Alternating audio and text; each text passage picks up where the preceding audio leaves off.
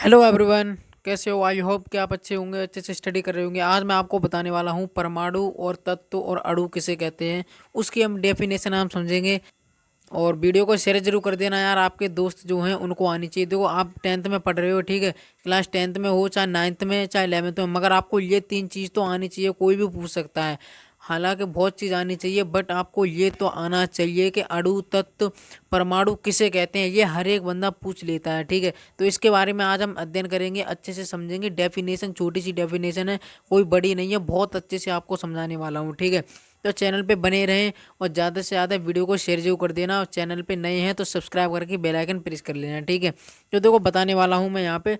तो ये कहते हैं कि तत्व किसे कहते हैं, परमाणु किसे कहते हैं और अणु किसे कहते हैं। अच्छे से समझाओ, बिल्कुल छोटी डेफिनेशन होनी चाहिए, समझ में आना चाहिए। देखो, आप याद करो चाहे मत करो, अगर मैंने आपको ऐसे समझा दिया ना तो आप बिल्कुल याद मत करना, तो भी आप समझ जाओगे। हाँ, तो भी आपको डेफिनेशन अपने आप याद हो जाएगी, ठीक है। तो देखो, यहाँ पे क्या है कि तत्व किसे कहते हैं, ठीक है। तो यहाँ पे उत्तर लिखा है ये कि किसी पदार्थ का वह मूल पदार्थ, यानी कोई पदार्थ है, किसी पदार्थ का वह मूल पदार्थ, ठीक है।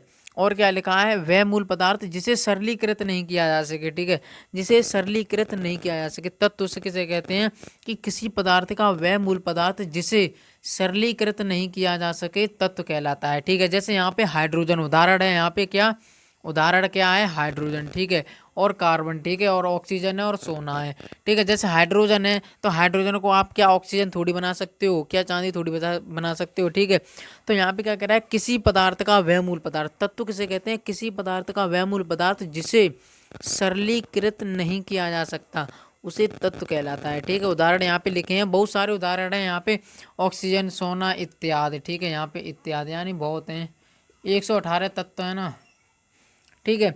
और जो 118 तत्व है ना वही है, ठीक है। और परमाणु किसे कहते हैं?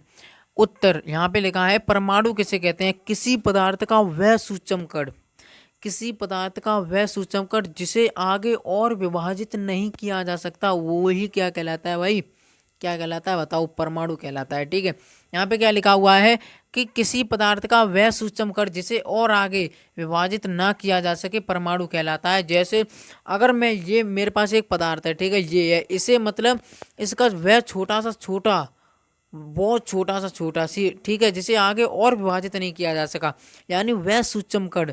यानी जैसे यहाँ पे मैं बताऊँ आपको, जैसे ये है, ठीक है, इससे इससे भी छोटा, बिल्कुल इससे भी छोटा ये है, ठीक है, बहुत छोटा, यानी जिसे हम, जैसे एक चौक होता है, ठीक है, उसे हम इतना तोड़ें, इतना छोटा से छोटा, इतना सूक्ष्म कण जिसे आगे हम तोड़ तोड़ के मतलब बिल्कुल छोटा कर दें, उसे और आगे और विभाजित नहीं किया जा सकता, ठीक है। वही हमारा क्या कहलाता है? परमाणु कहलाता है, ठीक है।